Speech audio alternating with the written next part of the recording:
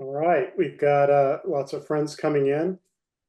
Hello and welcome, everybody. I'm Gary Huggins, Executive Director of the Direct Selling Education Foundation. Glad to have you with us for our DSCF Insights webinar, part of DSA Engage series. We're looking at the dark side of social media and platform bans on direct selling, what consumers think. As many of you know, in 2020, TikTok banned content, quote, content that depicts or promotes Ponzi, multi-level marketing, or pyramid schemes. That's a tough grouping, obviously, to some degree driven by a lack of understanding of our business channel.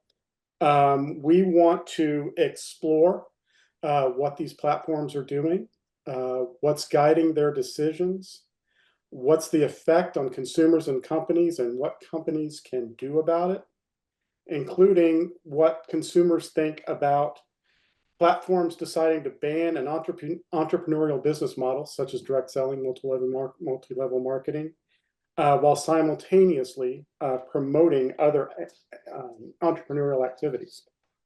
We want this to be an interactive discussion, so invite you to join us, and please put your questions in the Q&A function at the bottom of your screen. As the presentations and discussions are going on, we want to include you in the conversation after the initial presentation. We've got a great group of distinguished guests, all DSCF fellows, that will lead us through this important discussion. So let me do a quick introduction. First, we have Dr. Deborah Zehe-Blatz, Professor of Marketing at St. Edward's University, an internationally recognized thought leader in digital marketing. Deborah researches how firms can facilitate strong consumer relationships through data and information. She's been published in multiple journals and authored 3 books on related topics. Prior to academia, Deborah worked for Dun & Bradstreet and MCI Telecommunications, now Verizon, we all know that one, producing leading-edge data-driven marketing programs.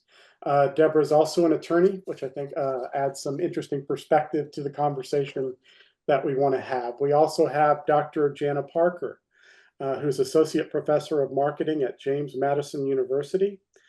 Jana's teaching focuses on digital platforms and impact of social media on personal and professional brands.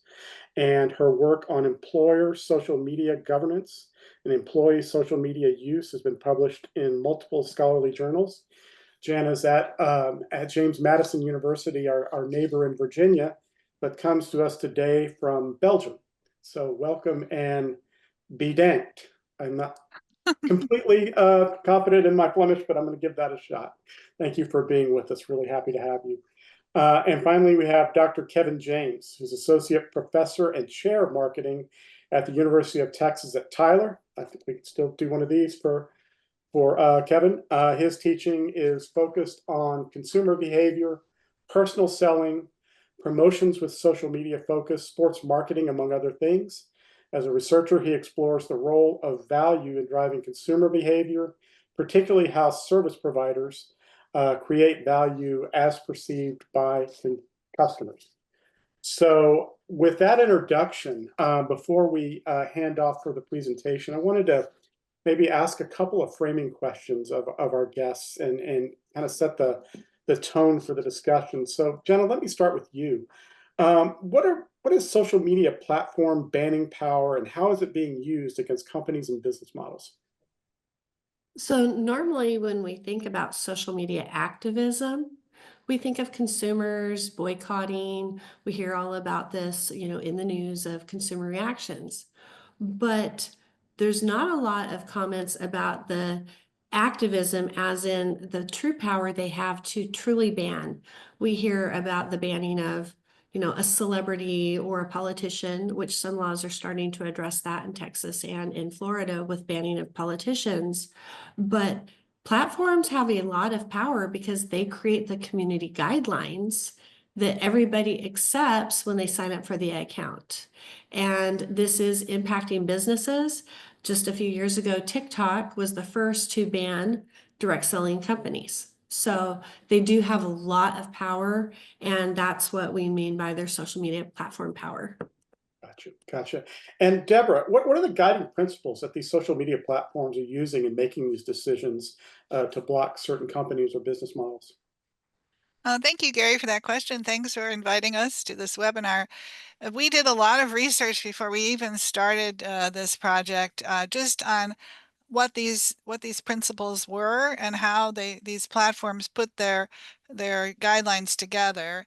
One of the interesting tidbits I thought was the fact that we looked at Facebook, and there are over 200 guidelines alone Mhm. that govern how they are regulating the content on their site. They look at the regulation of advertising as well as the posts, and the certain things that are illegal or unethical are automatically banned. And then there are other gray areas, such as types of speech. So they do a lot of work putting these guidelines together, but they're often very difficult, we found in our research, for consumers to even comprehend. Yeah. Yeah, wow. Well, Kevin, I'm curious if you think we're breaking some new ground here and whether you've seen much significant research that's probed these platform decisions and the impact on consumers and companies and how they access the marketplace. Oh, great question, Gary. And again, thank you very much for having us. We're seeing some emerging research in platform activism, and which is work in defining what exactly that is as far as social media companies taking stands against certain things. So we're starting to see better definitions. We're starting to see propositions of how companies are doing things, and case studies as well that are kind of illustrating how companies are doing these things and going about making these decisions. We're seeing some research in whether it's human-based or AI-based as far as the flags and triggers, and starting to see again, more proposition and anecdotal evidence of how these things are happening. But yes, I would say that we are scratching the surface and getting new ground into this, because as far as large scale studies, there's currently very few. Yeah, fantastic. It's really interesting to hear and encouraging in terms of the work that you guys are doing and we're doing together in trying to get on top of and in front of this and produce some intelligence for companies and how to react in the marketplace. So with that, before I hand it off to Deborah, let me just say one more time to our guests, we really appreciate you being here, but we want you to be a part of this discussion.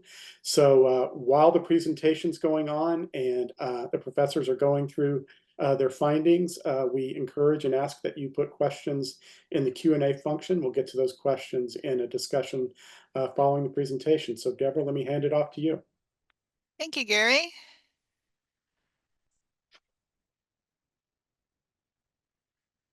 So I wanted to start by talking about why this research project. As Kevin pointed out, the idea of platform power is a relatively new one in terms of academic research and research in general.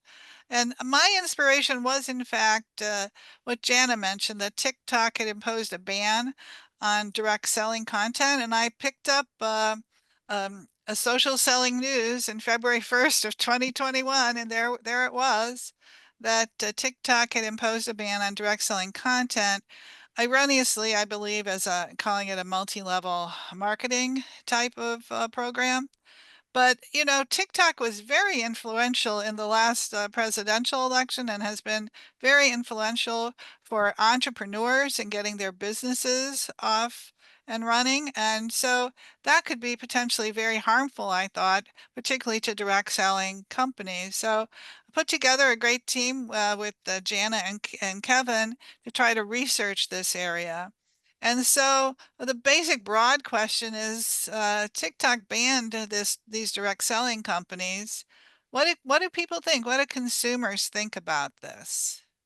So we broke it out into several research questions. How do consumers perceive social media power, uh, platform power in particular? And how do they react to these big platforms banning certain business models?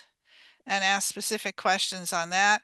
We also wanted to delve into, is there a difference depending on whether the platform rules are followed, those 200 rules that I talked about, or it's just the employee discretion. And then a broader question that perhaps we can get into in the Q&A is, what are the managerial and public policy implications of this research? And so basically in the preliminary analysis, I mentioned we looked at all the platforms and or tried to look at the major platforms and the rules that they had. They all restrict users posting. They all have specific business models that they consider appropriate or not. And they're given this broad power by Section 230 of the Communications Decency Act. It protects these restrictive actions. And there have been several court cases that have challenged that recently that have not been successful. And so for the time being, the ability to say what happens on their platform resides with the platform.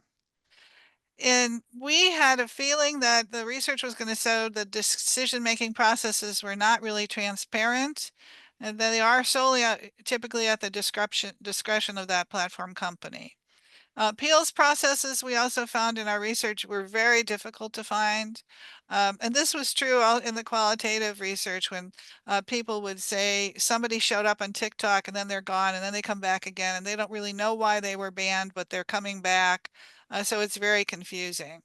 So there are some good things that happen with the banding, prohibiting advertising, uh, and for gambling, tobacco use, terrorist activity.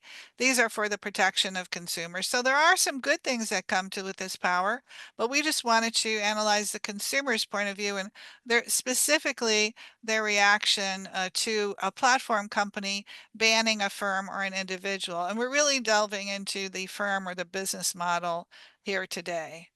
So again, the question is, have they gone too far?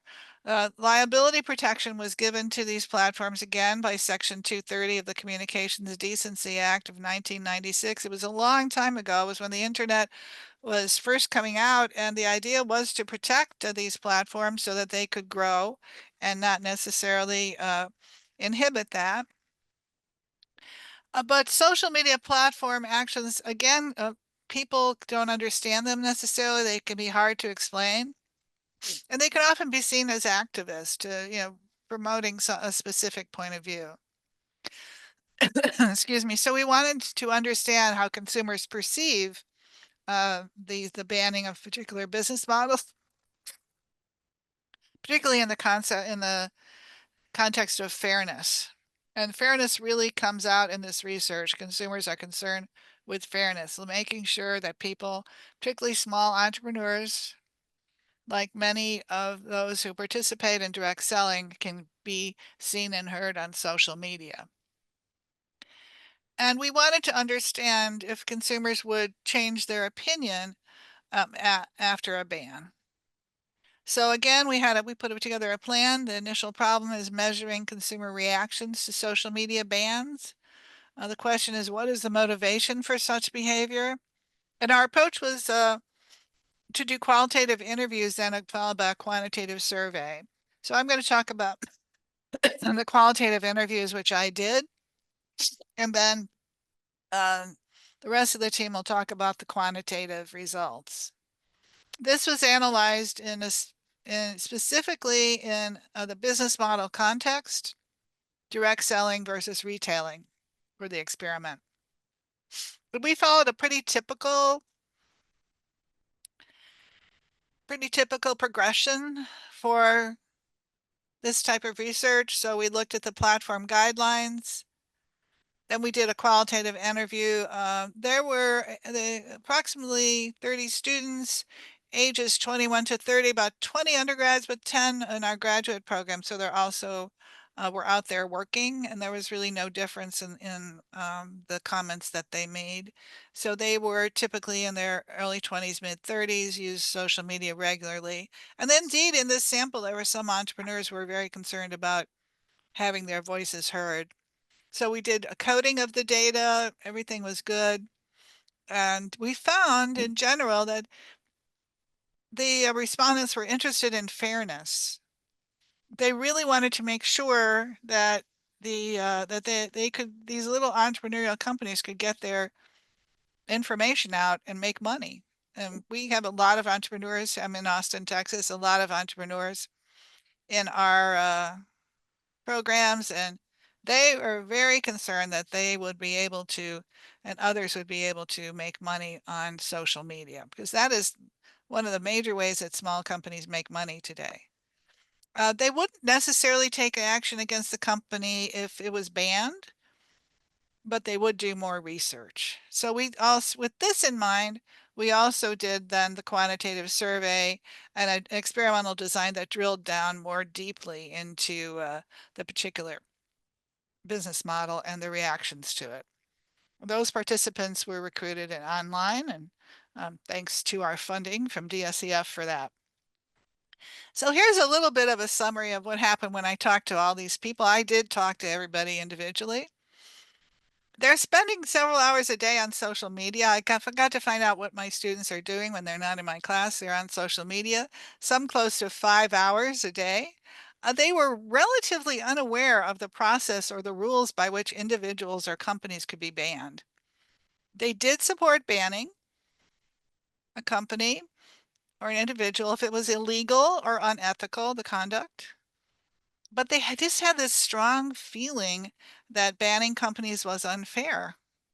And I think this is probably good news for DSEF and the direct selling industry, because it really does, it really promotes the free flow of commerce when specific business models are not banned, provided they're not illegal or unethical. Most TikTok users say that they discover new products through ads on TikTok. So they express feelings of fairness with particular empathy for smaller businesses who rely on social media to sell their products and services. Many of them purchased on social media, or at least found out about it on social media, a new product. So I asked them, are you aware of these rules, these 200 rules that some of these companies have for monitoring content? And they really were not aware of them. They're participating on these platforms, but they don't really know about the rules, could not summarize them. They're very polite. Where I'm in Texas, so they're very polite. Yes, ma'am, no, ma'am. And then we asked specifically, what would you do if a company were banned because of its business model, that is, how it makes money? And the respondents in this case were very skeptical. They said that they would severely question it and maybe do their own research. They said they thought that they saw that it wasn't just cut and dry, that there might be other influences involved. And so they thought they would do their own research, but at the end of the day, if it was really illegal or unethical, then it should be banned. And I just threw in a few of these quotations here. If they're making money illegally, it should be banned. You know, if it's not ethical, then I think it would be bad to ban the company. Overall, what came out, and this is what motivated the quantitative research, is this idea of fairness. It's not really fair to the company to be banned on social media because you lose, quoting this respondent, you lose your audience. So they were very concerned that smaller companies in particular rely on social media for sales. And with that, I'm going to hand it over to Jana to talk about the quantitative, and Kevin to talk about the results of the quantitative survey. The idea was that the qualitative survey gave us this idea that we should look overall at fairness and how it was related to consumer perceptions of banning these models by platform companies. Thank you, Deborah. So we sent this survey out and we had 135 respondents who completed this initial survey. And one of the interesting things that we found is how much these people who vary in age, and we have the demographics later, use the internet. And when you get up to this, I mean, some people are on anywhere from 5 to 20 times a day. That was where a lot of the sample was. And so that's why it once again made us realize that understanding the impact that when a social media platform bans a type of business, that really can influence the business success when this is where people are going for information. And next, Deborah, please. Thank you. So to find this out, we did an experimental design online. And what this does is when people click on the survey, they are randomly sent to one of 4 different scenarios. And in this, we tested whether it was just a national retailer who was launching a direct selling line versus a company that was solely direct selling. So there would be with a national retailer, might not really stand out so much to people that it was a direct selling product, whereas the direct selling, there's a lot of information out there, some of it negative on TikTok and other platforms. So we did this, and then also whether the platform, the social media platform, had very clearly posted community guidelines versus this employee discretion to a ban. And that the reason we chose those is, if the guidelines are out there, you do accept the terms of use. Whereas if employees, just random employees, have power to ban this account or ban that account, would that be considered fair?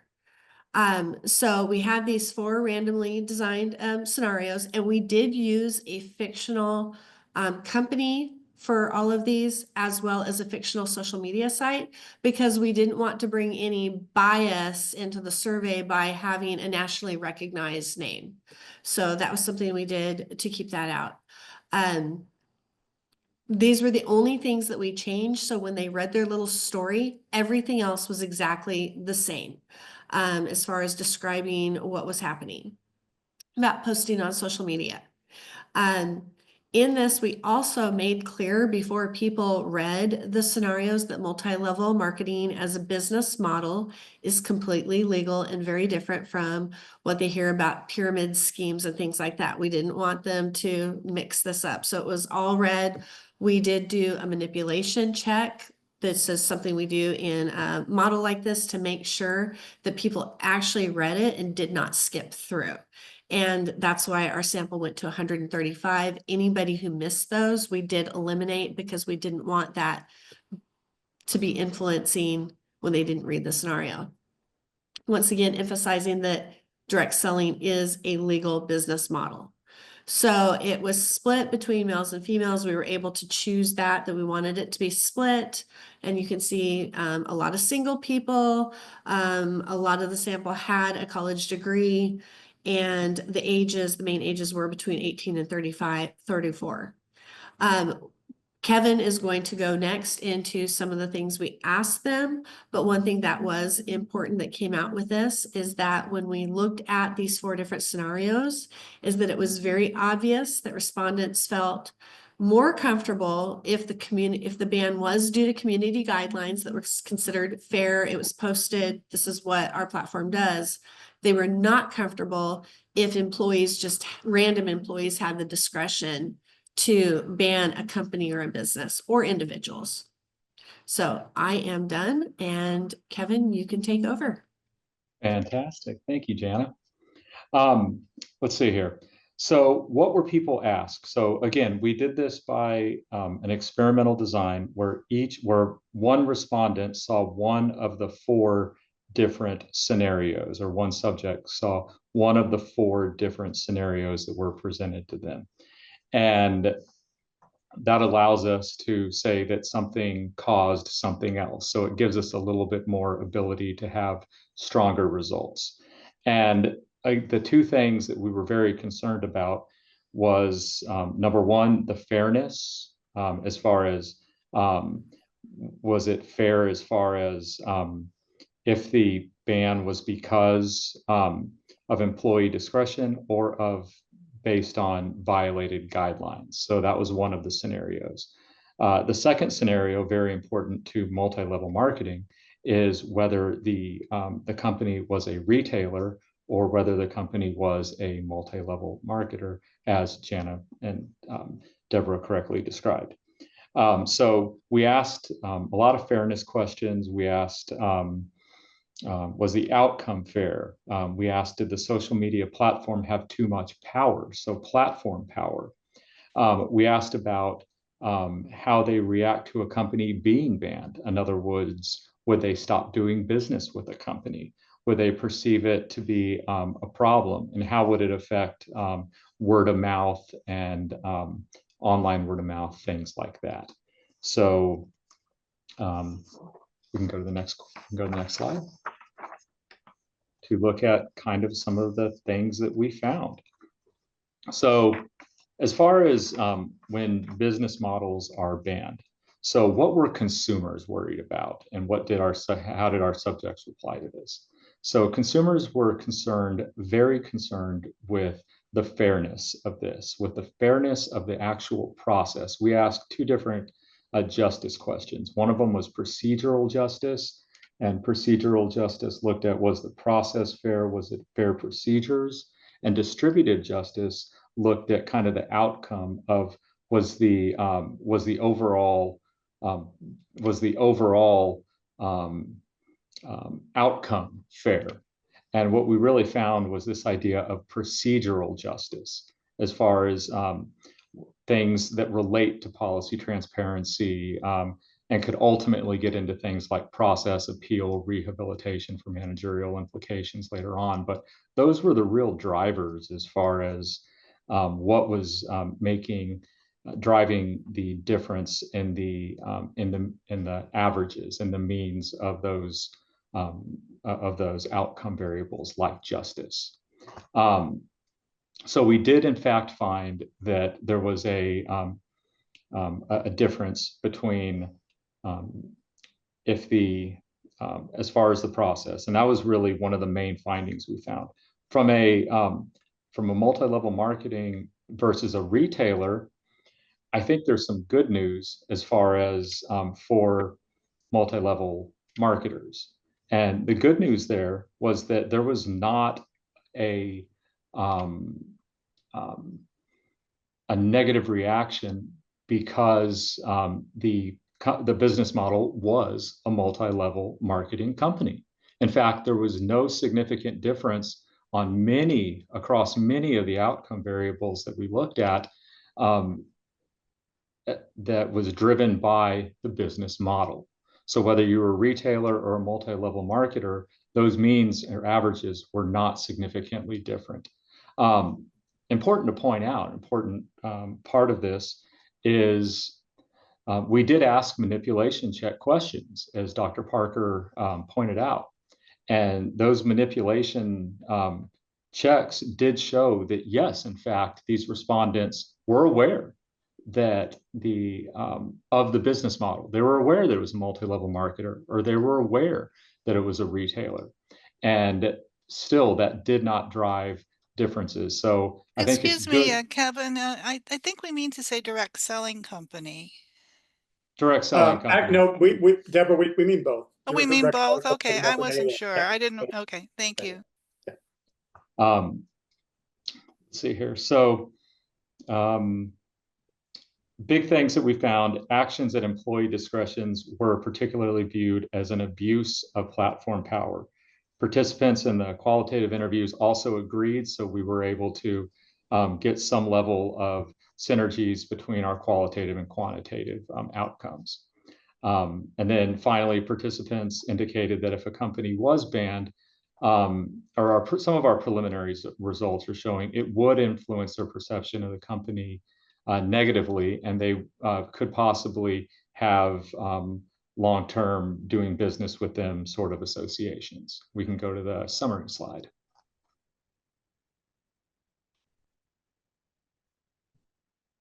And so to kind of wrap up this part of it with some of the overall takeaway here, yeah, it does. Social media platform power is explored through the lens of social justice and fairness, how we looked at it.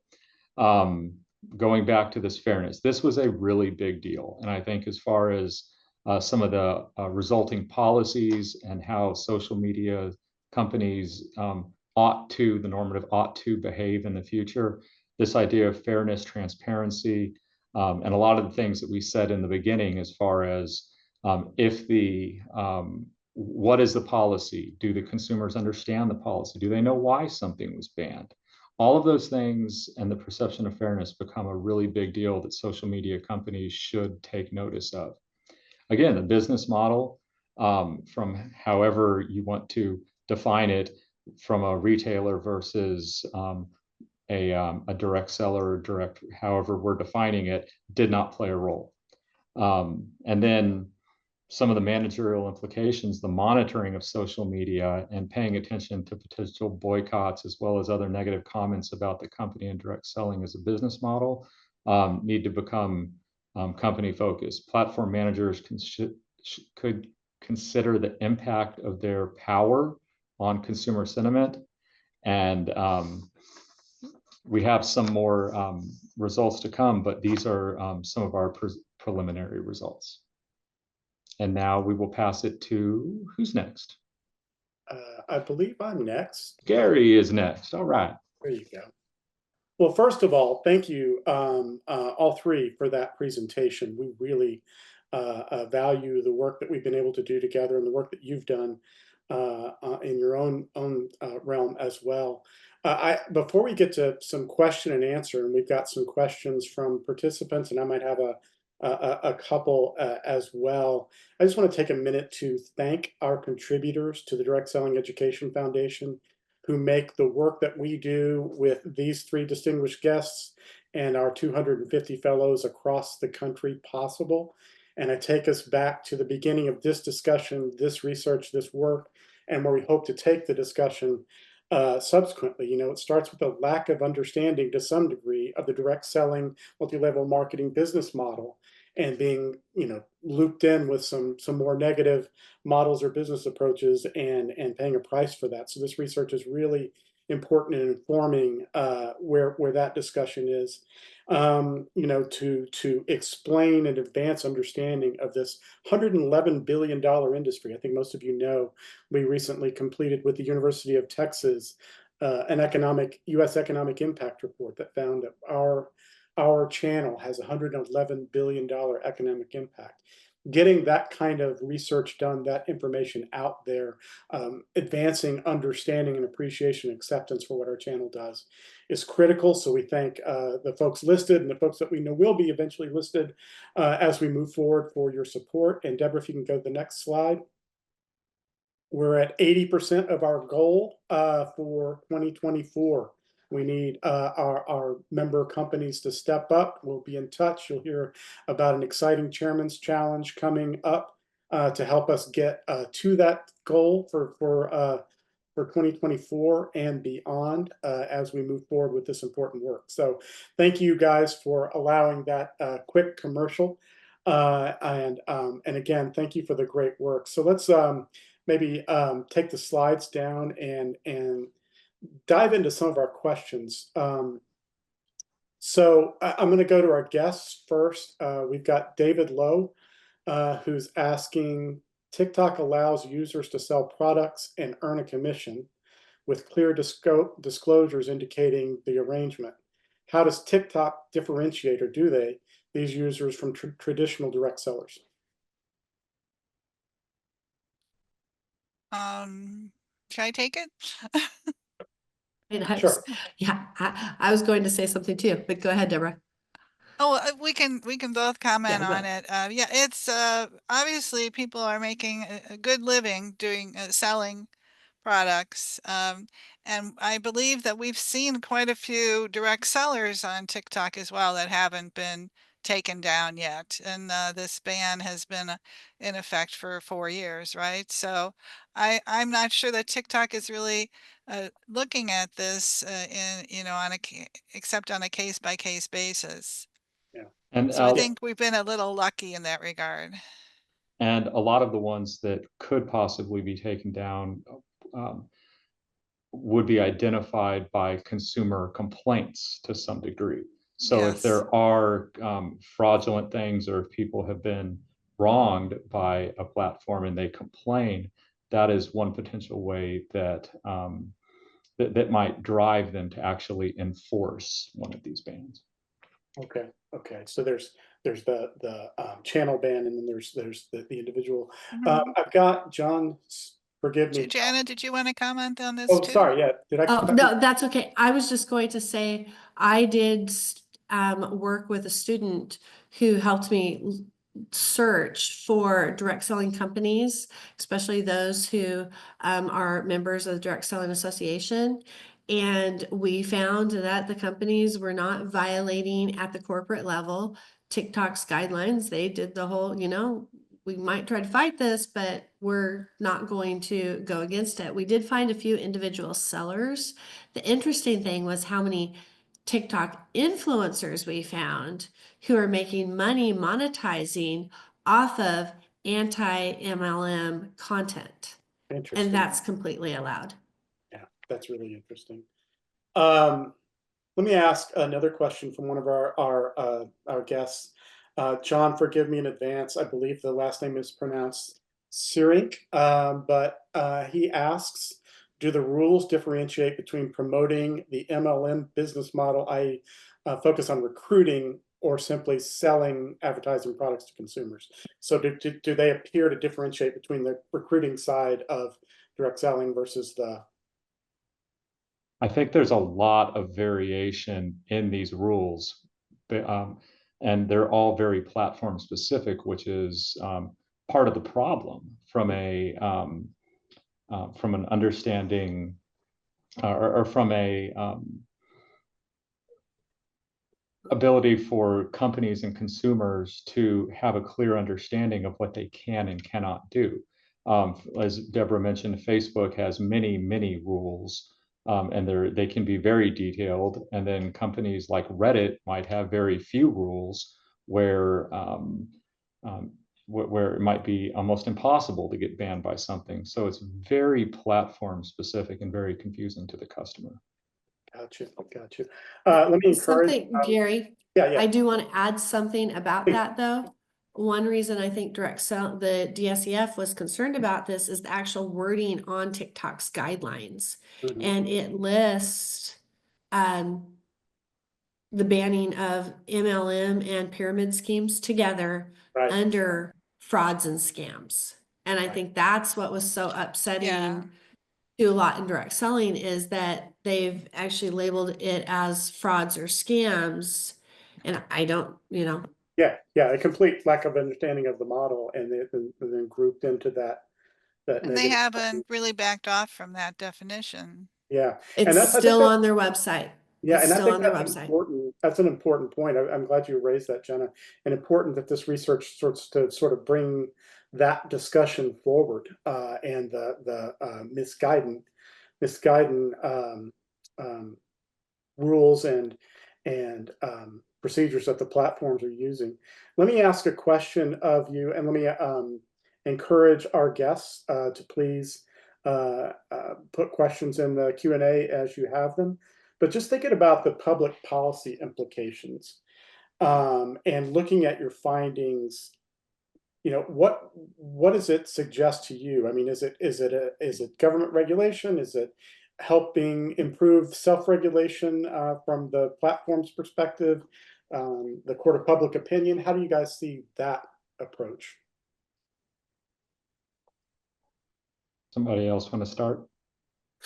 That's a big one. I have to Yeah. ponder that for a minute. Yeah. Well, I will say I found something interesting on the internet that a study sponsored by Carnegie, their global engagement, and they have actually called social media platforms the de facto regulators of the internet, because they choose what they're going to ban, what they're going to do.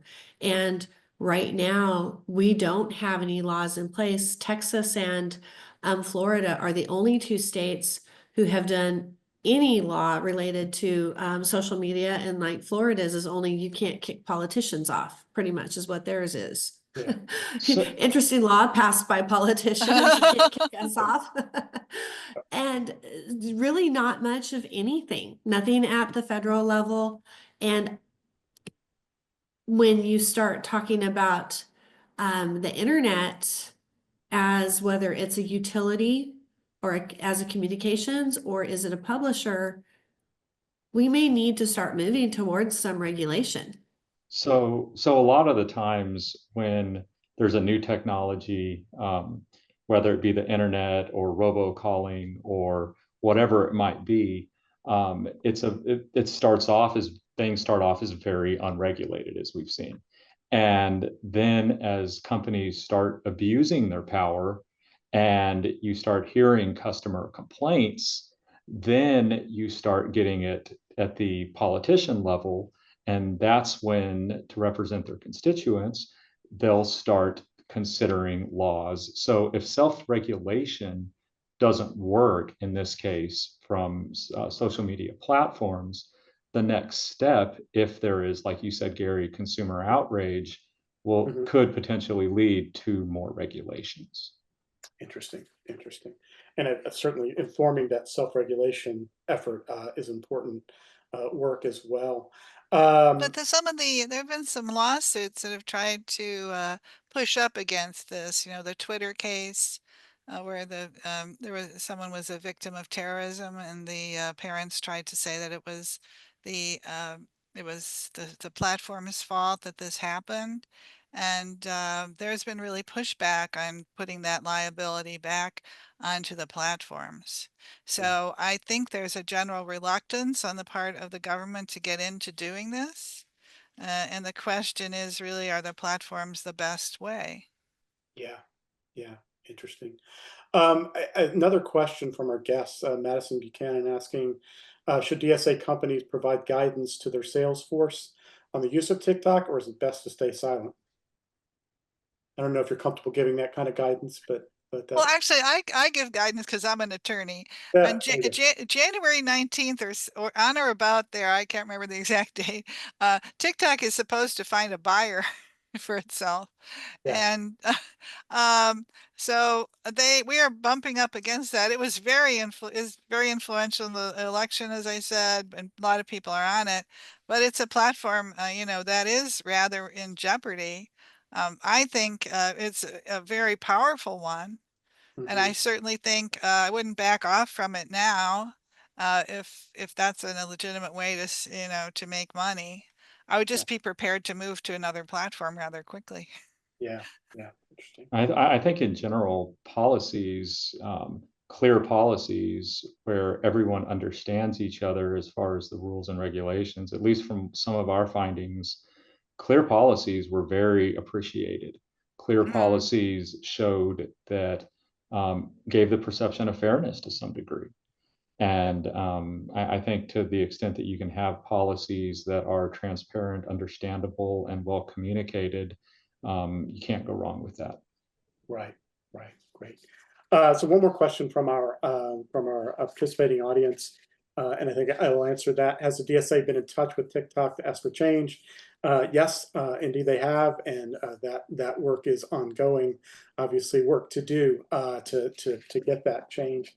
I wanted to ask one more thing of our guests, and recognize these discussions, this research will continue and go on. What do you see as sort of the needed future direction on research in this area, particularly with regard to how direct selling multi-level marketing companies can think about their approach to getting past these kinds of bans, changing these kinds of bans, and operating effectively in these platforms?